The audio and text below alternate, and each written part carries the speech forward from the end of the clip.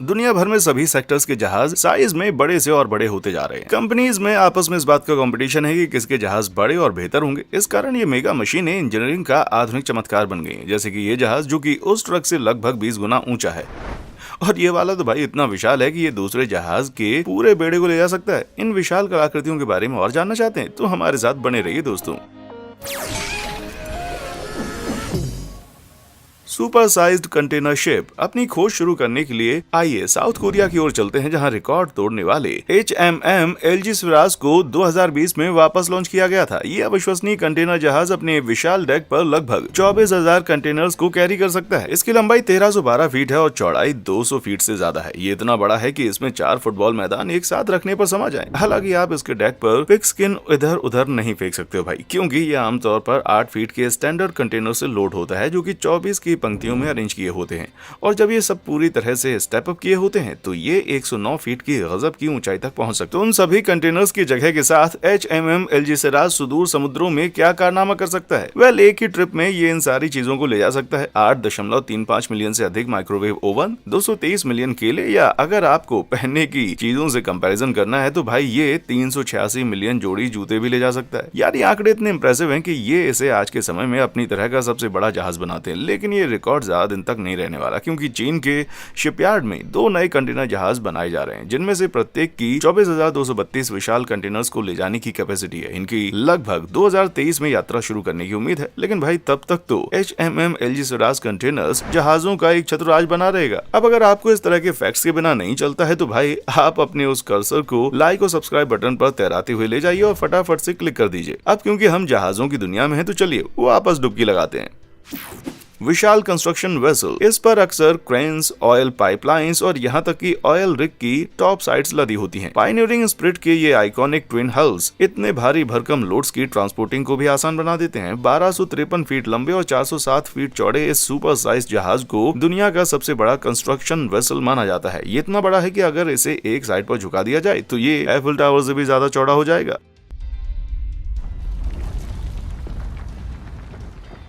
और अगर यही एक गजब की बात नहीं है तो भाई पायनियरिंग स्पिरिट को 10,100 टन के टावर को भी ऊपर उठाने में कोई प्रॉब्लम नहीं होगी, क्योंकि इसकी लिफ्ट कैपेसिटी 48,000 टन तक पहुंच सकती है। इनफैक्ट ये इतना पावरफुल है कि 2017 में इसने समुद्र में सबसे बड़ी सिंगल लिफ्ट का रिकॉर्ड तोड़ दिया था। इसने 24,000 टन ब्रांड डेल्टा प्लेटफॉर्म के टॉप साइड को उठाकर हटाया था। भाई ये फ्रांस के उस फैंसी टावर के वजन से 6.5 गुना ज्यादा है। अब जमीन पर चीजों को उठाना तो एक बहुत ही सिंपल सा प्रोसेस है, क्योंकि कई मशीनों को आसानी से ग्राउंड पर पकड़ बनाकर काउंटरवेट किया जा सकता है। लेकिन समुद्र में लिफ्टिंग करने वाली वेसल्स को एक कॉम्प्लेक्स इंजीनियरिंग की जरूरत होती है, ताकि जहाज और उसका माल एकदम से पलट ना जाए। और यहीं से पायनियरिंग स्पिरिट का सेमी सबमर्सिबल सीक्रेट अपना कमाल दिखाता है। ये खुद को पानी की सतह से 88 फीट नीचे तक पार्शियली डुबो देता है। इससे ये अपने हल को एक ऑयल रिग के दोनों टॉप साइड के नीचे खिसका सकता है। पूरे इंस्टॉलेशन को काटने और उठाने से पहले इस तरह से टॉप साइड को बीच में लेने से फायदा ये होता है कि झूलती हुई क्रेनों के मोशन से जहाज के पलटने के चांस कम हो जाते हैं, और पूरे वजन को उन 2 भीमकाय पतवारों के बीच बांट देने की वजह से 11 फीट से भी ज्यादा ऊंची लहरों का सामना करते हुए भी जहाज टॉप साइड को इंस्टॉल कर सकता है या हटा सकता है। जैसा कि आप देख सकते हैं कि पायनियरिंग स्पिरिट इस तरह के भारी भरकम काम को भी कितनी आसानी से कर लेता है और आराम से अपने विशाल कार्गो को सुरक्षित रखते हुए ले जाता है।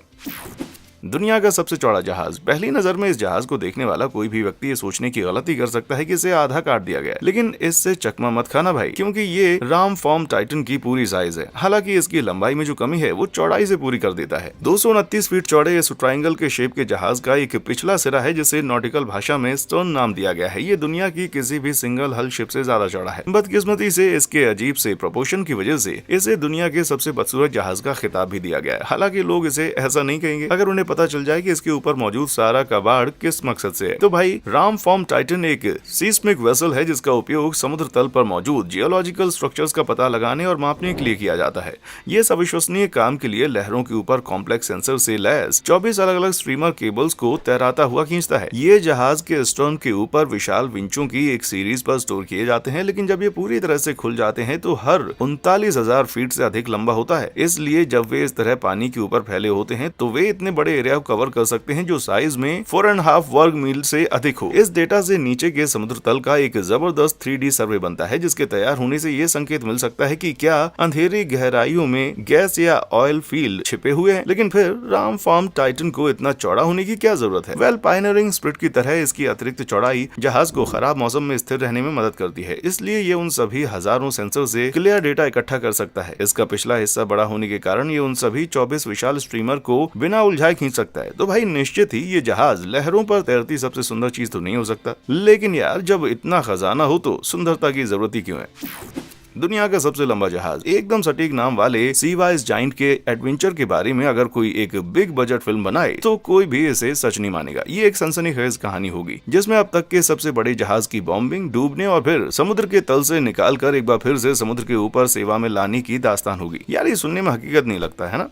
तो यार ये ऐसे कितना बड़ा हो गया? वेल, इसका सिर्फ रडार ही भयंकर 208 टन का था। ये लगभग 5,65,000 टन माल ढो सकता था और ये 1503 फीट की चौंकाने वाली लंबाई का था। अगर इसे एक सिरे पर खड़ा कर दिया जाए तो ये एम्पायर स्टेट बिल्डिंग से भी ऊंचा हो जाएगा। तो भाई ऐसी साइज होने की वजह से द सीवाइज जाइंट एक बार में लगभग 4.2 मिलियन बैरल क्रूड ऑयल को ट्रांसपोर्ट कर सकता था। आपको इस बात से आइडिया आ जाएगा कि इतनी ही मात्रा में पानी नायग्रा फॉल से नीचे गिरने में 4 मिनट लगाता है। या फिर और गहरा कंपैरिजन करें तो ये ऑयल है कि लगभग 270 ओलंपिक स्विमिंग पूल लबालब भर जाएं। लेकिन जब इसमें इतना सारा ऑयल लदा हुआ था तो ये जहाज पानी में 80 फीट से ज्यादा धंस गया था। इसका मतलब था भाई कि ये इतना भारी था कि ये इंग्लिश चैनल या पनामा नहर से नहीं गुजर सकता था, क्योंकि इसके भारीपन की वजह से इसके उथले समुद्र में फंस जाने का खतरा था। लेकिन इसके डूब जाने की वजह ये बिल्कुल भी नहीं थी। 1988 की बात है, ईरान इराक युद्ध के दौरान इस टैंकर पर बेरहमी से बमबारी की गई और ये ईरानी तट की उथली लहरों में डूब गया। लेकिन इतने कीमती जहाज को समुद्र तल पर सड़ने के लिए तो नहीं छोड़ा जा सकता था, है ना दोस्त? इसलिए इसे चमत्कारिक रूप से बचाया गया, इसको रिपेयर किया गया और इसका नाम बदलकर हैप्पी जाइंट रख दिया गया।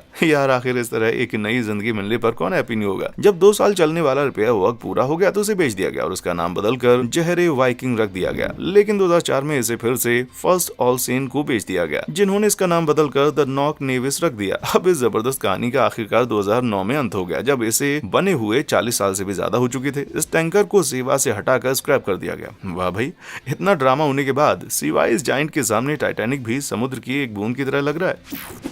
शानदार बल्क कैरियर्स। जब नॉन लिक्विड कार्गो को ढोने वाले जहाजों की बात होती है, जैसे कि आयरन ओर, तो भाई सिर्फ एक क्लास की शिप ही छाई हुई रहती है। ये है वालेमेक्स फ्लीट जो ओर कैरियर्स की। ये एक बहुत ही विशाल क्लास है जिसे ब्राजील की माइनिंग कंपनी वेल ऐसे ओन करती है। इस बेड़े का सबसे बड़ा जहाज एमएस ओर ब्राजील के नाम से जाना जाता है, जिसकी लंबाई लगभग 1200 फीट और चौड़ाई 213 फीट से अधिक है। इस विशाल स्टील के जहाज में 7 अलग अलग होल्ड हैं जो एक पूरे टेनिस कोर्ट के साइज के हैं। एक ही ट्रिप में ये ब्राजील से सीधा चीन तक 11,150 ट्रक के बराबर आयरन ओर को ट्रांसपोर्ट कर सकता है। लेकिन बोर्ड पर इतना सारा ओर होने से ये वहाँ इतनी जल्दी नहीं पहुँच सकता। ये केवल 15.4 समुद्री मील की टॉप स्पीड से चलता है। रोड पर जमीनी स्पीड से कंपेयर करें तो लगभग 18 मील प्रति घंटा। अपने एशियाई डेस्टिनेशन तक पहुँचने में इसको लगभग 45 दिन लगते हैं। इस साइज के जहाज भले ही ज्यादा स्पीड से ना चलते हो, मगर इन जहाजों के साथ हादसा होने का खतरा हमेशा बना रहता है। बदकिस्मती से ऐसा ही एक जहाज जिसको शिनियो सावाको के नाम से जाना जाता था, 2008 में ऐसे ही एक हादसे का शिकार हुआ था। करीब 1070 फीट लंबा और 185 फीट चौड़ा ये जहाज एमएस ओर ब्राजील नामक जहाज से थोड़ा ही छोटा था। बल्क में कंसाइनमेंट ले जाने वाला ये जहाज जापान के साउथ के इंटरनेशनल सी में अपनी यात्रा के समय अचानक से ही लोरांग यू 2177 नामक एक और जहाज से टकरा गया। हालांकि दोनों ही जहाज बहुत ही कम स्पीड से चल रहे थे, मगर सावाको के साइज के कारण इस तरह का हादसा होना पक्का था। टैंकर को रेस्क्यू टीम से बचाने के बाद पता चला कि लोरांग यू के करीब 16 क्रू मेंबर समुद्री मछलियों का खाना बन चुके थे। इस तरह के हादसों से यही समझ में आता है कि वहाँ समुद्र में साइज वाकई मायने रखता है भाई।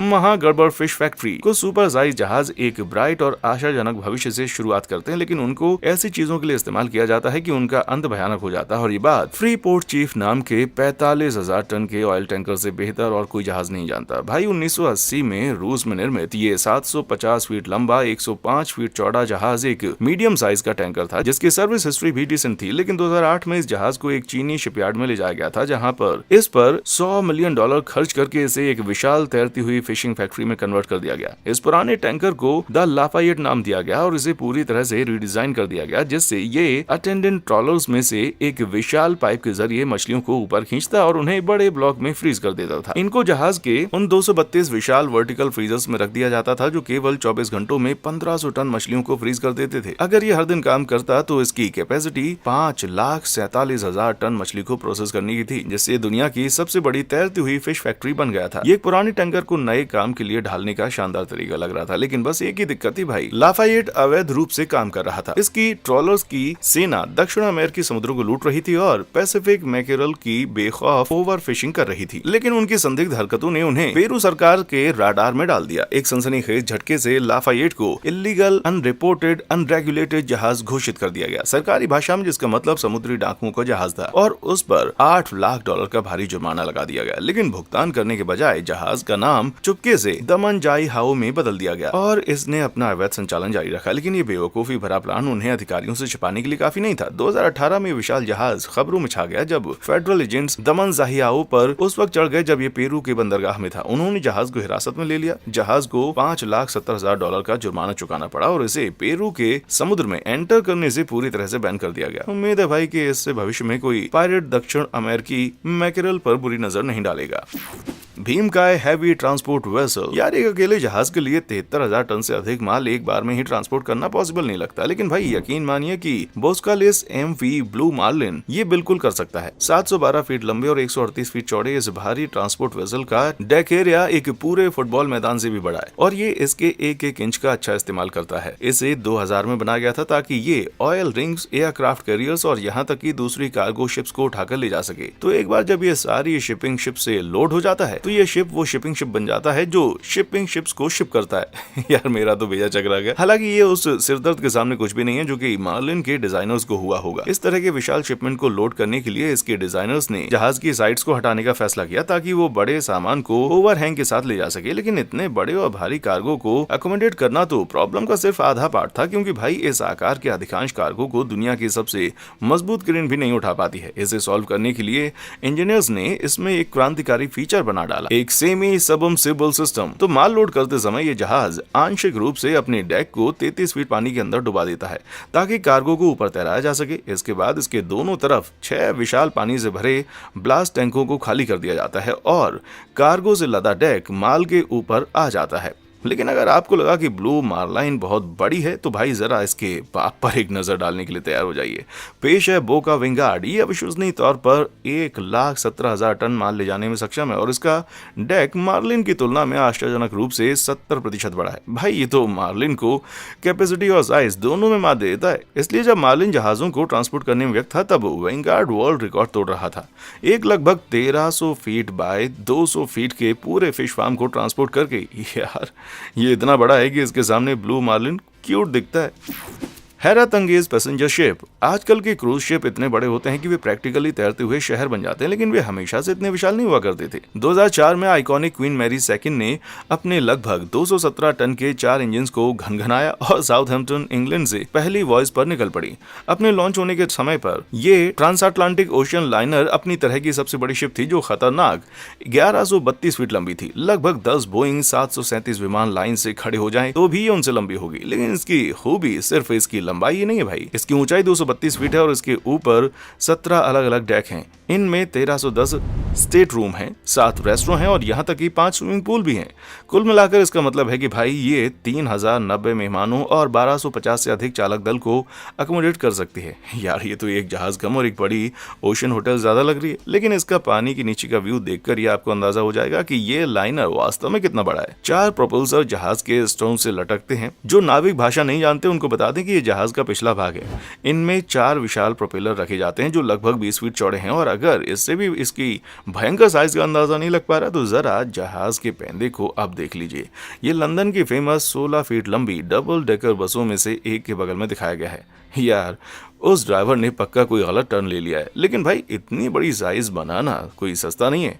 उस समय क्वीन मैरी सेकंड को बनाने में लगभग 5,50,000 पाउंड की लागत आई थी, जो आज की कीमतों के हिसाब से चौंका देने वाला $1 बिलियन है। हालांकि फिर भी ये आजकल सेल करने वाले दुनिया भर में सबसे बड़े क्रूज जहाज की तुलना में कुछ भी नहीं है। ये है the symphony of the seas, 1188 feet लंबा, 238 फीट ऊंचा और 154 फीट चौड़ा।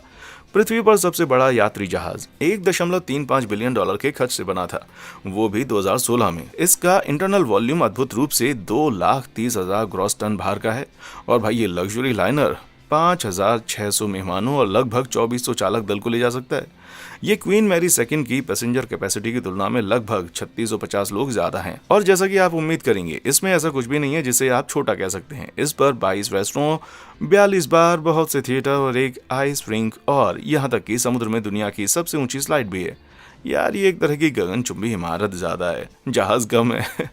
लेकिन भाई इसके ऊपर इतनी सारी चीजों की वजह से ये विशाल वाहन केवल 22 समुद्री मील की टॉप स्पीड तक पहुंच सकता है, जो कि बस 25 मील प्रति घंटे से थोड़ा सा ज्यादा है। वेल ये तेज स्पीड वाला तो नहीं है, लेकिन मुझे लगता है कि इसलिए इसे क्रूज शिप भी कहते हैं, है ना भाई, ना कि रॉकेट शिप। अद्भुत एयरक्राफ्ट कैरियर। एयरक्राफ्ट कैरियर दशकों से नौसैनिक शक्ति और प्रतिष्ठा के प्रतीक रहे हैं और ये जितने बड़े होते हैं उतने ही खतरनाक दिखते हैं। लेकिन यहाँ USS लेक्सिंगटन जैसे कुछ जहाज भयानक रूप से बड़े दिखते हैं। कोई भी जहाज USS एंटरप्राइज के विशाल आकार का मुकाबला नहीं कर सकता, है ना भाई। नहीं भाई, काल्पनिक फ्लाइंग स्टारशिप की नहीं, बल्कि अब तक के सबसे लंबे नौसेना पोत की बात हो रही है। 1123 फीट लंबे इस एंटरप्राइज को अगर अपने एक सिरे पर खड़ा कर दिया जाए तो ये लंदन की प्रसिद्ध शार्ट बिल्डिंग से भी 100 फीट से ज्यादा ऊंचा हो जाएगा।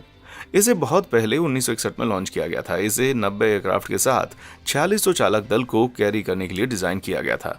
उसके फ्लाइट डेक में लगभग 4.5 एकड़ का यूजेबल स्पेस था, जो कि 2.5 सॉकर पिचों के एरिया के बराबर था। हालांकि ये जहाज एक ग्लोरीफाइड स्पोर्ट पिच से कहीं ज्यादा था। जिस समय इसे कमीशन किया गया था, ये न्यूक्लियर पावर से चलने वाला एकमात्र एयरक्राफ्ट कैरियर था और 8 अलग अलग रिएक्टर इसके दोनों साइड मौजूद 4 बड़े प्रोपेलर को ड्राइव करते थे। इसकी वजह से कैरियर 33 समुद्री मील से अधिक की टॉप स्पीड पर तैर सकता था। अगर आपको जमीनी स्पीड जाननी है तो भाई वो होगी लगभग 38 मील प्रति घंटा। वास्तव में ये पोत अपनी तरह का एक ही था, हालांकि इसे ऐसा होने के लिए बनाया नहीं गया था। एंटरप्राइज कैरियर क्लास को मूल रूप से 6 अन्य सिस्टर शिप्स के हिस्से के रूप में बनाया गया था, लेकिन भाई बढ़ती हुई कंस्ट्रक्शन कॉस्ट की वजह से ये रेडियो एक्टिव ड्रीम जल्दी ही खत्म हो गई।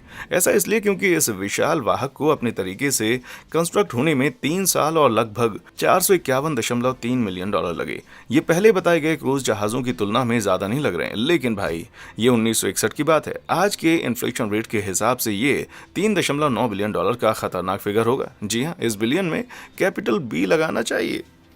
किस्मत से अमेरिकी नौसेना का सारा पैसा वसूल हो गया, क्योंकि एंटरप्राइज ने 56 वर्षों तक उस बेड़े के एक हिस्से के रूप में अपनी सेवा दी। जब तक चला अच्छा चला, लेकिन कभी न कभी तो उसे आखिरी मंजिल तक आना ही था। इन डिस्ट्रॉयर को देखना मुश्किल है। ये कैसा दिख रहा है? नहीं भाई, ये पानी के ऊपर ग्लाइड करता हुआ कोई स्टार डिस्ट्रॉयर नहीं है। ये यूनिक तरीके का एंगुलर वेसल USS जुमवाल्ट है, जो कि एक गाइडेड मिसाइल डिस्ट्रॉयर है। इससे पहली बार 2016 में अमेरिकी नौसेना द्वारा कमीशन किया गया था।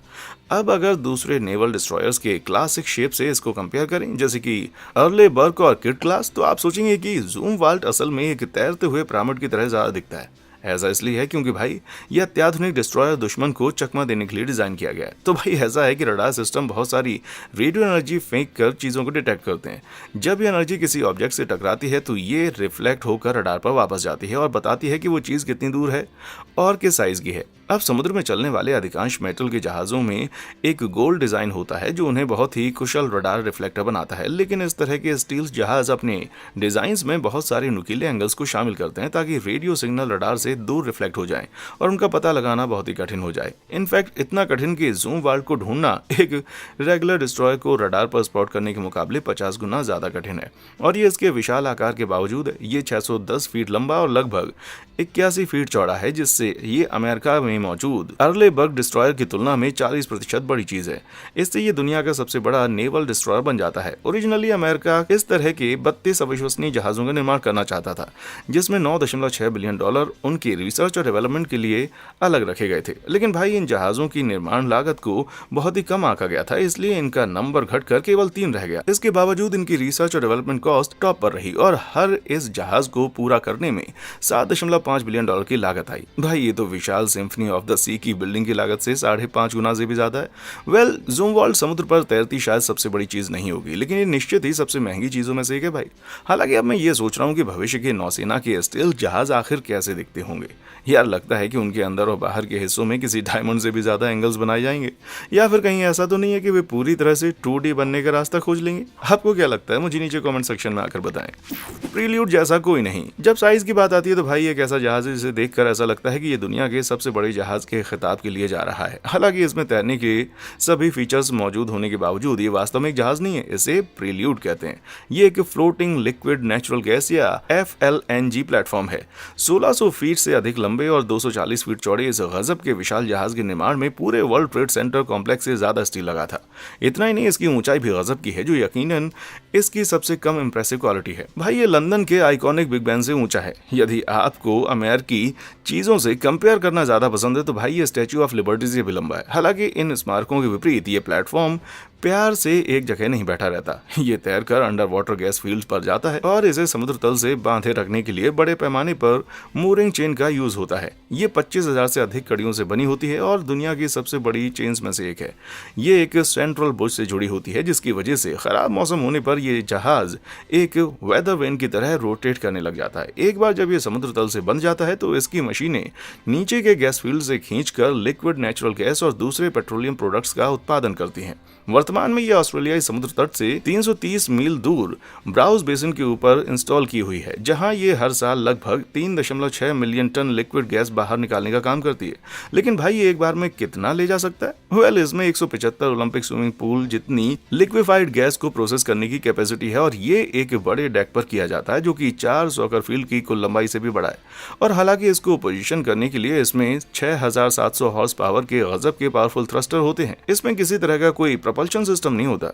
इसका मतलब यह है कि ये टेक्निकली एक जहाज के बजाय एक बार्ज है, इसलिए ये अपनी पोजीशन में जाने के लिए बहुत सी टग बोट्स पर डिपेंड करता है। अब बेवकूफ मत बन जाना मेरे भाई। प्रील्यूड उन छोटे टगों की तुलना में किसी दूसरे बड़े बाज की तरह लग सकता है, लेकिन हर टग असल में 250 फीट लंबा है और प्रील्यूड को हर संभव मदद की जरूरत होती है भाई, क्योंकि जब ये पूरी तरह से लोड हो जाता है तो इस फ्लोटिंग फैसिलिटी का वजन लगभग 6 सबसे बड़े एयरक्राफ्ट कैरियर्स के बराबर हो जाता है। अब हो सकता है कि थोड़ी मुश्किल से इसमें ये समा पाए, लेकिन लगता है कि इतनी बड़ी बोट आखिर बन ही गई जिसमें आपकी बीवी समा जाए।